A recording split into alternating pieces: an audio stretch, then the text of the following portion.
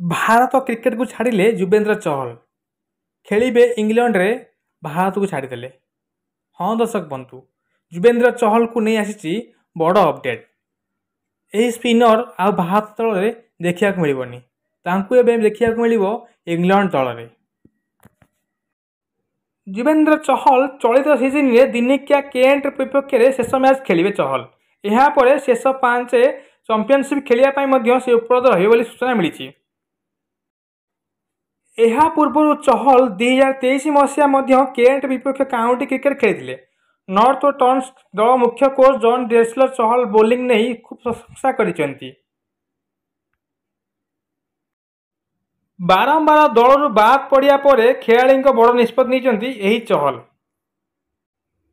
चहल एपर्यंत 72 दिनिकिया और 80 टी20 मैच रे team India प्रतिनिधित्व कर चहल, किंतु वर्तमान सुधा टेस्ट दल सामिल कराए नहीं।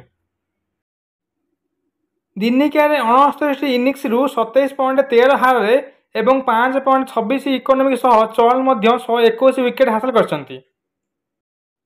इंग्लैंड को जाई खेलिबे भारतीय स्पिनर चहल। भारत में चांस देलेनी बोली एभली निष्पत्ति नेले एही बड़ स्पिनर युजवेंद्र चहल।